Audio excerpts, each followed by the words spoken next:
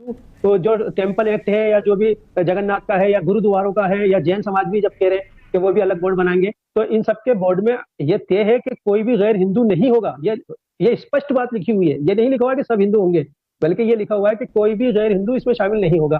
और इसमें बुरा मानने की बात भी नहीं है, क्योंकि वो उन्हीं का मैटर है। बताना चाहूंगा कि जब अंग्रेज आए थे तो उन्होंने गुरुद्वारा प्रबंधन कमेटी को हिंदुओं के अधीन कर दिया था कि ये सब हिंदू ही इसका वो देख रेख करेंगे। तो इसका विरोध सरदारों ने उस वक्त किया था, और धारा 144 लगाने के बाद भी वो लोग बाहर आते थे और लाठियां खाते थे। और यहाँ तक के उन्होंने गवर्नमेंट ने लाठियां पटक दी अपन के जो भारतीय सैनिक थे कि हम इनको क्यों मारे, ये कोई गलत बात तो नहीं करे, क्योंकि इनका बोर्ड है, ये खुद ही इसको वो करे। इस बात को अंग्रेज ने माना।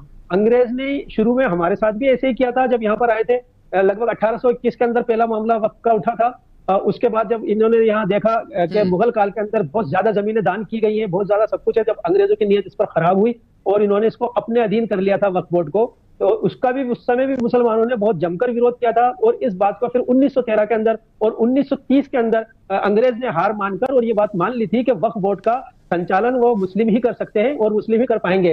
फिर पार्टीशन के वक्त एक बड़ा क्राइसिस सामने आया था कि मुसलमान काफी तादाद में यहाँ से चले गए थे, तो उनके द्वारा छोड़ी गई जमीनें थी या जो वक्त थी वो ऐसी की ऐसी रह गई। तो उस पर कुछ तो गवर्नमेंट ने कब्जे कर लिए, उन्होंने बड़े बड़े ऑफिसर्स बना लिए थे। उस वक्त पूरी दिल्ली वक्त पर बसी हुई थी, आज भी है, बसी हुई है। इसी तरह कुछ लोगों ने कर लिए। तो इसके लिए फिर बाद में अपील की गई, वो मुसलमानों ने विरोध किया, तो नेहरू सरकार ने 1954 के अंदर वक्फ बोर्ड बना के मुसलमानों के हाथ में दे दिया था। क्या बल्कि 1959 के अंदर बढ़ा के ये भी कह दिया था कि मुसलमान ऐसी जमीनों पर केस कर सकते हैं कि जिनको लगता है कि वो उनकी है।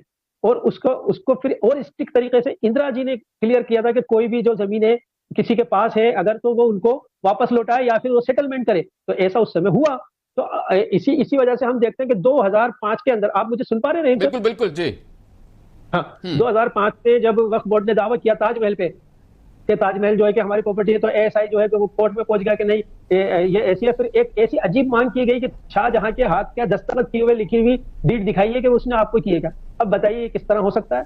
अब हम सभी जानते हैं कि जितने भी दस्तावेज थे मुगल काल के, वो सारे ब्रिटिश सरकार के पास चले गए और ब्रिटिश सरकार ने गवर्नमेंट ऑफ इंडिया को दे दिए। तो आम पब्लिक के पास या वक्फ बोर्ड के पास तो कुछ भी नहीं है। हम ये कह सकते हैं कि 70% 60% हमारी जगहें रजिस्टर्ड नहीं है, जिसका संचालन हम सुचारू रूप से कर रहे हैं। इस बोर्ड के बिल के आने के बाद यह अनिवार्य हो जाएगा कि आप उसका रजिस्ट्रेशन दिखाएं। तो इसके जरिए से जो पुरानी पुरानी आपकी मसाजिद है, कब्रस्तान है और जो खानका है, वो सब जमींदोज कर दी जाएंगी, क्योंकि उसके कागज हमारे पास नहीं होंगे। और ये सारे कागज ऑलरेडी भारत सरकार के पास है, वो क्यों आपको देगी? तो ये इन्होंने जिस तरह ये